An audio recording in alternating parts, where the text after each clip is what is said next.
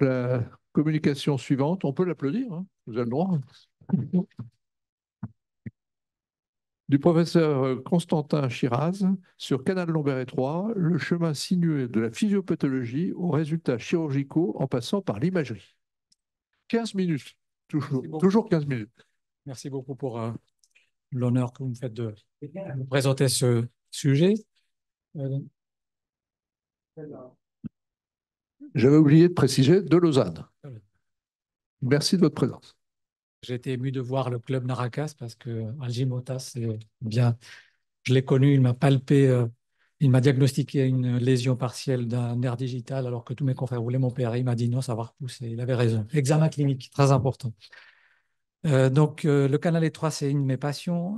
Je vous passe les détails, mais je pense que vous connaissez tous, mais il a été décrit déjà dans 1893, mais c'est surtout Henk Verbist à Utrecht en Allemagne, en Hollande, qui l'a bien décrit. On peut le décrire comme une incongruence entre le canal lombaire et son contenu résultant à une compression nerveuse. Les symptômes, vous les connaissez tous. Les lombalgies, je mets entre parenthèses parce que ce n'est pas le symptôme cardinal du canal étroit, mais les gens qui ont un canal étroit peuvent aussi avoir des lombalgies parce que c'est les troubles dégénératifs qui rétrécissent le canal. La claudication neurogène se caractérise par des douleurs, des faiblesses, paresthésie dans les membres inférieurs à la marche. Le patient s'améliore lorsqu'il s'assied et lorsqu'il marche légèrement penché. Il ne faut pas oublier dans le diagnostic différentiel, bien sûr, la claudication vasculaire et la coxarthrose. Le canal étroit est lié aux troubles dégénératifs au niveau intervertébral. J'insiste parce que c'est là vraiment où vous allez rétrécir votre canal. Les discopathies dégénératives, les protrusions discales, les ostéophytes, l'hypertrophie du ligament jaune et des facettes et le spondylolisthésis dégénératif contribuent à rétrécir le canal au niveau du disque. Quelques mots sur le développement du canal. Le canal osseux atteint sa taille adulte assez vite, en fait. Hein. À la naissance, il a déjà 65% de la taille adulte et à 5 ans, il atteint presque la taille adulte, 90% de la taille adulte. On a étudié un collectif de patients qu'on avait opérés. On les a comparés aux patients lombalgiques et aussi à des patients qui étaient traités conservativement. Et en mesurant le canal osseux au niveau pédiculaire, donc le canal que vous avez reçu depuis votre naissance presque, eh bien, on a remarqué que les gens qui se faisaient opérer, qui avaient besoin d'une intervention, avaient un canal plus étroit au niveau du pédicule. Alors on s'est dit que vu que la stature, la taille moyenne augmente avec les générations, peut-être que le canal devrait suivre la même logique. Il y a des études sur des conscrits européens qui montrent très bien que depuis les années 20, la stature des conscrits augmente.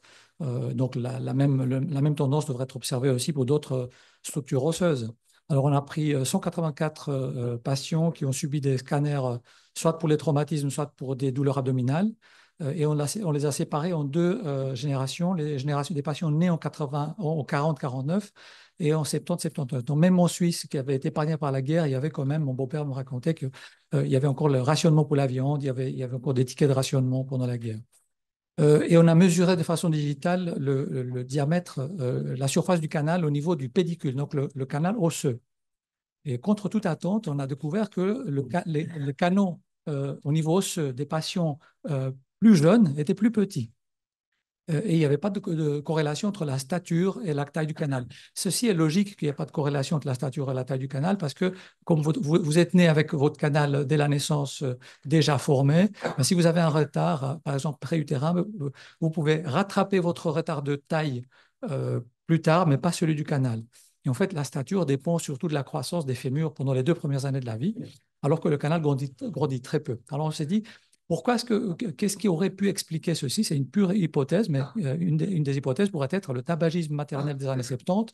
On sait que les fœtus des mères fumeuses sont plus petits en raison des échanges placentaires moins bonnes. Et on sait aussi que les enfants des mères plus âgées sont aussi plus petits. Donc peut-être que ce retard au niveau du canal ne peut pas se rattraper par la suite, alors que pour la stature, il se rattrape très bien. Un peu incrédule face à cette découverte, on a agrandi le collectif. On a fait plus tard 1050 patients en utilisant de nouveau des CT de débrouillage après traumatisme. Et on les a séparés en 7 décennies différentes, donc entre les années des patients nés en 30 jusqu'en 90. Eh bien, on a trouvé la même chose. De nouveau, le canal était de façon significative plus petit chez les gens qui étaient nés dans les générations suivantes. Donc, il fallait 3 à 4 décennies pour voir une différence significative. Non content d'avoir trouvé ça en Suisse, on s'est dit que peut-être c'est pas la même chose ailleurs. Mais alors, on a répliqué cette étude à Chicago et on a trouvé exactement la même chose. Maintenant, pourquoi est-ce qu'on claudique? Ça paraît évident que quand on a des nerfs à l'étroit, on doit avoir mal dans les jambes. En fait, c'est pas non plus tellement logique. Pourquoi on a pas mal tout le temps? Alors, il y a plusieurs hypothèses. Il y a des hypothèses vasculaires de troubles de la conduction nerveuse dues à l'altération de la circulation et à la congestion veineuse.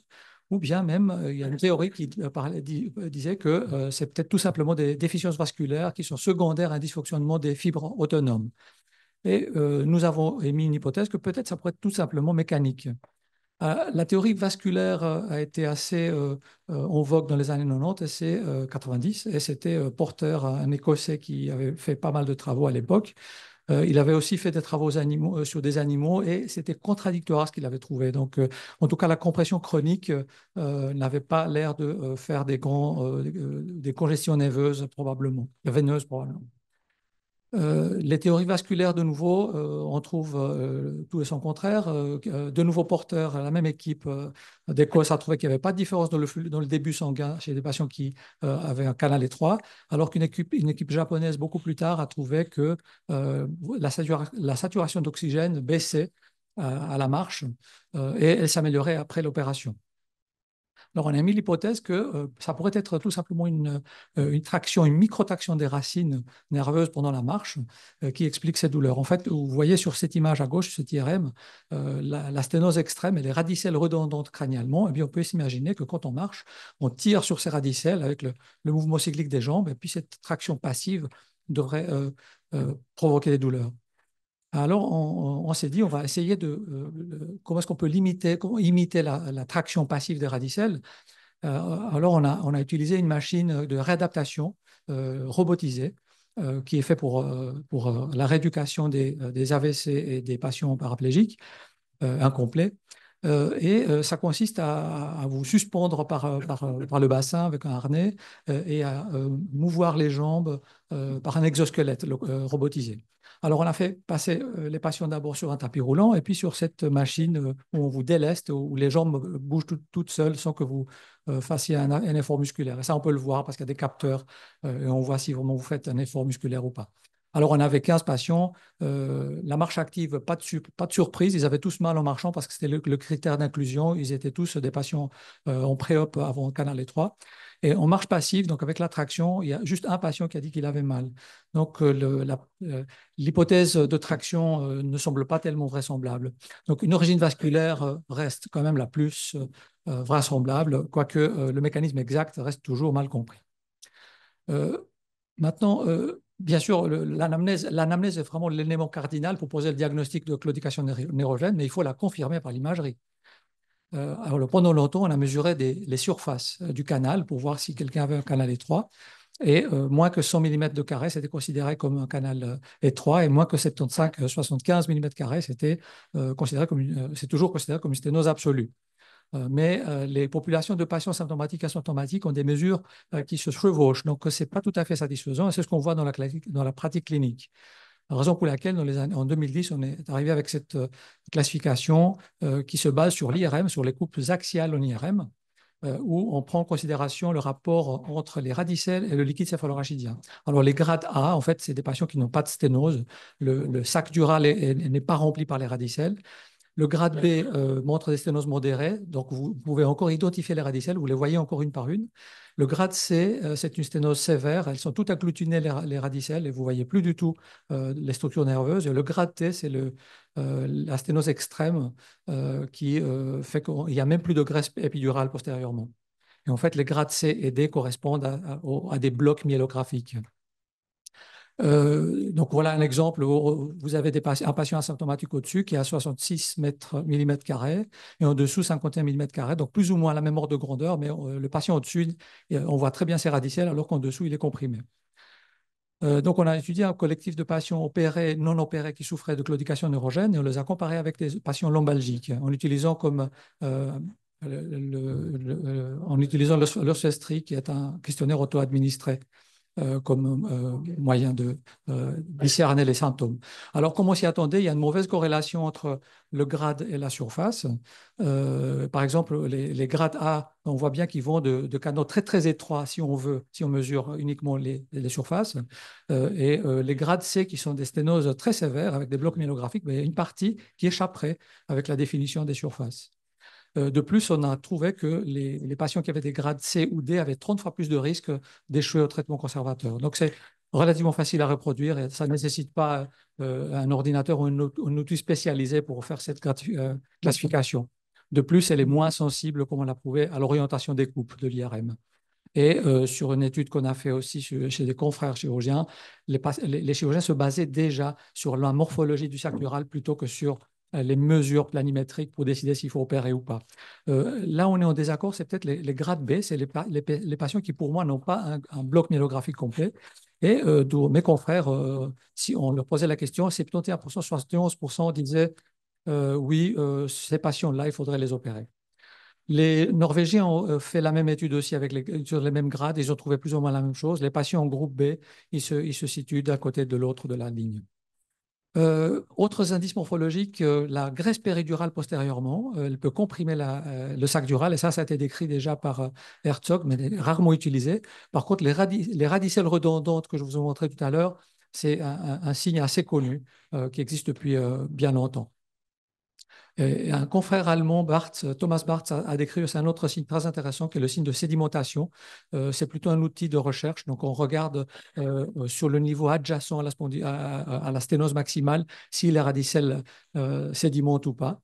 Mais quand même, on voit que dans notre collectif de patients avec bloc myélographique, il n'y avait que 33% de patients qui avaient un signe de sédimentation positif. Maintenant, la corrélation entre les symptômes et l'imagerie n'est pas très claire et une étude japonaise effectuée sur une région montagneuse du Japon, à Wakayama, a montré que si vous prenez des patients tout venant au-dessus de 66 ans, enfin populationnel, une étude de population, eh bien au-dessus de 66 ans, vous avez en moyenne, pardon, vous avez 30% des patients âgés qui ont une sténose canalaire, même sévère, mais selon leur définition, qui était une réduction de la surface du canal de plus que 2/3. Et chez ces patients-là, uniquement 17% vont être symptomatiques. Alors, est-ce qu'il y a une corrélation entre l'imagerie et les symptômes et le résultat chirurgical? Il y a des études qui, en utilisant notre classification, qui montrent que c'est le cas, mais Weber, en 2016, a publié que dans un registre norvégien que ce n'était pas le cas. On a répliqué cette étude à Zurich, où je n'étais pas impliqué sur la chirurgie ni la décision chirurgicale, mais sur 157 patients avec une sténose canalaire et une claudication neurologique, en excluant les patients qui ont des sténoses foraminales ou latérales, bien, on a trouvé que très clairement, les patients qui ont des grades C et D répondent bien à la chirurgie, alors que les patients qui ont des grades A et B n'en ont pas tellement. Et on s'est demandé pourquoi est-ce que les gens opéreraient des grades A puisqu'ils n'ont pas de sténose. Et ils ont été très fair-play, les confrères. On a regardé le statut assurologique des patients. Et chez les patients de grade A et B, il y avait plus de patients assurés en assurance privée. La sténose foraminale, on n'en parle pas tellement dans cette classification. Ça peut provoquer des radiculalgies, des claudications unilatérales ou des douleurs fessières parfois seules, des pygialgies. Pourquoi est-ce que certaines personnes vont développer des sténoses foraminales avec un spondylolisthésis, une scoliose dégénérative ou une discopathie asymétrique, vous pouvez en développer. Mais il y a une prédisposition anatomique. On a montré ceci avec une étude de nouveau radiologique chez des patients qu'on a opérés d'une sténose foraminale. Et si votre pédicule a une hauteur qui est plus que la moitié du corps vertébral, vous avez 5 fois plus de risque de développer une sténose foraminale. Finalement, les indications chirurgicales sont relativement claires. Il faut une claudication neurogène ou des radiculalgies à la marche. La lombalgie, malheureusement pure, ne répond pas très, très bien à la chirurgie. Et bien entendu, on n'en perd que après l'échec du traitement conservateur. Les techniques chirurgicales, les laminectomies complètes avec des artrectomies partielles se font de moins en moins. Le recalibrage du canal avec des hémilaminectomies, c'est le traitement le plus fréquent. Maintenant, on peut le faire par un abord unilatéral qu'on appelle le crossover, popularisé par Mayer à Munich et Papavero en Allemagne. avec peut-être des troubles neurologiques contralatéraux plus fréquents. Les techniques chirurgicales mini-invasives avec des écarteurs tubulaires ont vu le jour dans les années, début des années 2000. Une thérapie moins invasive qui voilà peut-être mentionnée, c'était les dispositifs interépineux. Alors, le principe, c'était de mettre le segment sténotique en extension, en flexion, parce qu'on sait qu'en flexion, le canal est un peu plus large. Cette étude a été faite de façon prospective randomisée chez 100 patients et il y avait une certaine efficacité.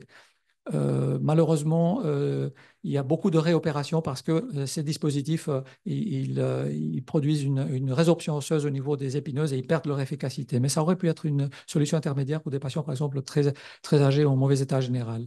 Et cette distraction interépineuse, on l'a étudiée de façon neurophysiologique, on l'a comparée à la décompression et en effet, in vivo, pendant qu'on opère, on voit que quand on fait une petite distraction, bien les potentiels, si vous voulez, la neurophysiologie s'améliore presque autant qu'une décompression par voie ouverte. Maintenant, la mode est aux endoscopies. C'est en fait plutôt un renouveau de l'endoscopie qui revient, l'uniportale ou la biportale. Ça, en fait, on a des très belles images avec moins de saignements.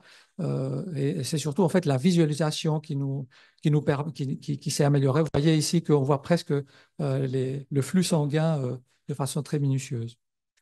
Est-ce que le traitement chirurgical marche? Oui, là, il n'y a plus de doute. Il y a plein d'études prospectives randomisées. Vous voyez, on n'en a plus fait depuis un moment parce que ça a été prouvé que pour les patients bien suivis, ça marche.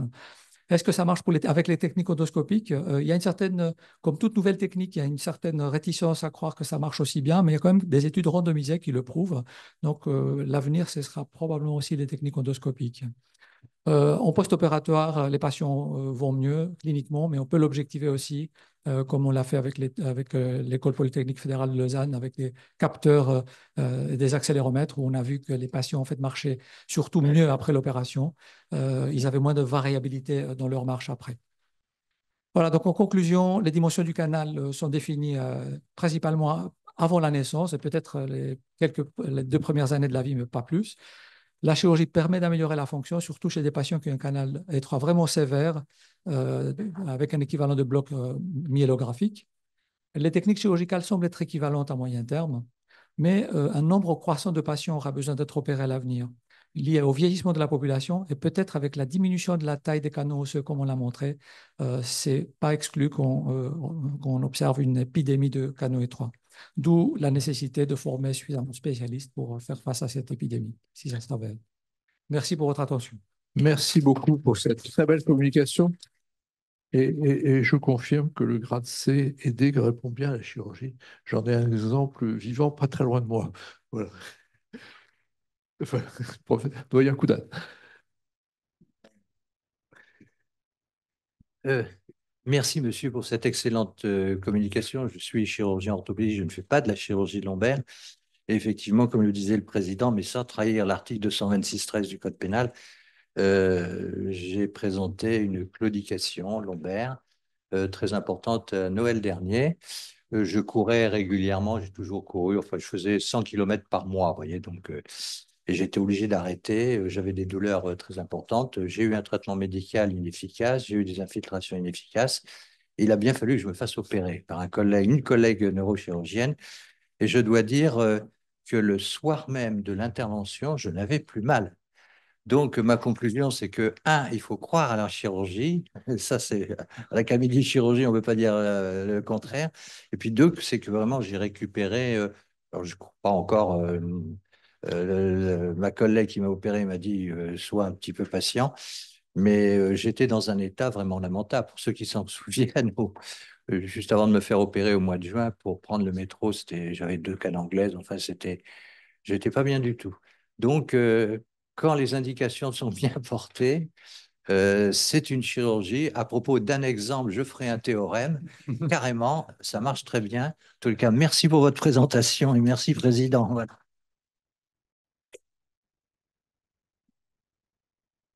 C'est un cas clinique direct. Voilà. Une question. Vous avez un micro? Micro, parce que sinon, en visio, ils ne vous entendent pas. Nous, on vous entend, mais... Merci de cette très très belle présentation. J'avais une question. Vous avez évoqué la pose d'implants interpédiculaires qui effectivement, interépineux, pardon, qui effectivement sont susceptibles un peu de mettre en syphose, un peu d'être sursollicités. Je sais qu'il y a des implants interlamaires également qui, eux, vont éviter la mise en syphose.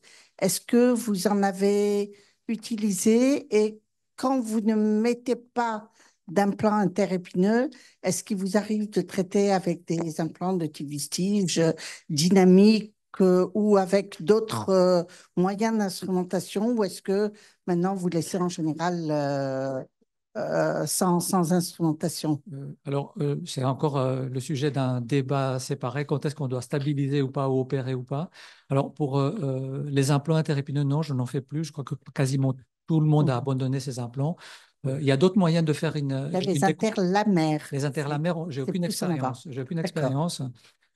C'est réversible, on veut bien croire, alors qu'une spondylodèse n'est pas réversible. Mais on voit beaucoup de publications je suis effaré de voir ça, de spondylodèse par voie latérale, qui marche très bien, comme moyen de traiter le canal étroit. Mais c'est un non-sens parce que vous changez la biomécanique, comme vous savez mieux que moi, et ça fait qu'un problème qui ramène un autre. Donc maintenant, avec la technique moins invasive pour opérer, je crois qu'il faut limiter les patients qui ont besoin de... On fait beaucoup moins de spondylodèse que dans le temps. Je fais peut-être 2 fois moins de spondylodèse que dans le temps. Parce qu'on s'est rendu compte que on crée des problèmes différents sans régler nécessairement le problème du patient. Donc la décompression simple, entre guillemets simple, maintenant par voie endoscopique aussi, permet aux patients, en théorie, on pourrait le faire en ambulatoire. Merci. Une petite question à notre ami Koudane, puisque... Professeur Polo. Oui. Micro. Le résultat... Micro. Pardon. Le résultat a tellement été spectaculaire chez toi. Est-ce que tu peux nous décrire la technique qui a été adoptée par notre collègue qui t'a opéré? Alors, Il dormait, il devait. Il dormait, oui, il sait peut-être non, pas. j'ai une laminectomie isolée, sans matériel d'ostéosynthèse, sans ligament, sans stabilisation. J'ai Et elle a fait une laminectomie alors? Absolument, isolée. Elle a laissé l'épineuse? Absolument, oui. Oui, ça n'a pas été d'enlever tout l'arc postérieur, non? Non, absolument pas. Donc une laminectomie alors? Oui, enfin, c'est ce que vous avez décrit. Pas complète. Laminectomie, fenestration, recalibrage, les termes sont interchangeables. Voilà, exactement. Ah, mais recalibrage sur les massifs des articulaires alors? Vous devez enlever une partie, bien sûr, parce que c'est l'ostéophyte de la facette qui... De la facette, oui. Qui comprime. Donc, vous devez enlever une partie de la facette, l'ostéophyte facétaire. Oui. Voilà. C'est ce que vous faites en moulinant alors là? Voilà, avec la fraise maintenant. Ouais. On peut faire au ciseau frappé. Voilà, c'est ça, oui. Mais on m'a expliqué, je ne suis pas spécialiste, mais c'était... Et non, encore une fois, c'est... Non, je voulais savoir. Non, mais... J'avais parlé un peu avec notre collègue suisse avant, alors c'est pour ça que je pose. Mon cher Raymond, vous avez tout à fait raison, mais c'est vraiment, enfin, bon, encore une fois, à partir d'un cas, on ne peut pas faire des théorèmes, je suis tout à fait d'accord scientifiquement, mais quand le diagnostic est bien posé, quand le patient ne présente pas des antécédents psychiatriques, je peux vous dire que le soir, j'avais plus mal et depuis, j'ai plus mal du tout. Enfin bref, c'est une chirurgie qui a été très critiquée hein, parce que moi-même, j'ai fait des expertises là-dessus en matière de responsabilité médicale. Et puis en France, il y a une histoire qui n'est pas encore terminée d'un chirurgien orthopédiste qui a eu plus de 100 plaintes à la suite de traitements. Voilà, donc ça peut être compliqué, mais vraiment, bon alors, il faut faire le traitement médical, il faut faire les infiltrations, le scanner, enfin tout, enfin bref, j'ai fait tout le circuit normal, mais il faut opérer. Eh ben non, mais je dis, voilà. Micro. Non, mais... Voilà. On n'entend pas et c'est important. Nous, chirurgiens, il ne faut pas avoir peur de dire qu'il faut opérer. Mais c'est ce que bon, je une dis. fois que le diagnostic voilà. a été fait, les infiltrations et tout ça, ça coûte plus cher que l'opération, tout ce qu'on fait avant. Non, il faut être raisonnable, Raymond, il faut être raisonnable, parce que si on opère effectivement dès la première fois, vous savez très bien que ça peut avoir des conséquences médico-légales. Non, on n'a pas le droit à l'Académie nationale de chirurgie de dire Moi, j'ai été raisonnable. J'ai eu mon traitement en rhumatologie qui n'a servi à rien. J'ai eu 2 infiltrations qui n'ont servi à rien. Et enfin, c'est la chirurgie qui m'a sauvé. Merci à la chirurgie. Voilà. Les infiltrations risquaient de t'infecter aussi. Il fallait le dire à l'Académie nationale de chirurgie. Voilà. Ouais, si Merci je peux beaucoup. ajouter une dernière remarque. Ah, pardon. Je me pose toujours la question sur le plan philosophique, s'il vaut mieux être un mauvais chirurgien et opérer peu de gens, ou bien un très excellent chirurgien et opérer tout le monde avec des mauvaises indications. Ben, merci beaucoup de vous être déplacé de Suisse et nous sommes heureux d'avoir accueilli nos collègues de Luxembourg et de Suisse. La séance est donc suspendue, mais elle ne reprendra pas la semaine prochaine, puisque le 27 novembre prochain, nous sommes accueillis par Patrick Hetzel, ministre de l'Enseignement supérieur et de la Recherche, en son ministère, le château Goncourt, joli château, dans Paris, et nous vous êtes bien sûr tous conviés rue de la Montagne Sainte-Geneviève, simplement pour des problèmes de sécurité. On ne rentre pas dans les ministères comme on veut, il faut vous inscrire, mais c'est totalement gratuit. Et c'est sur la chirurgie 4.0, et donc ça reprendra ici même le 4 décembre sur l'orthopédie avec les problèmes des décellements des prothèses. La séance est suspendue.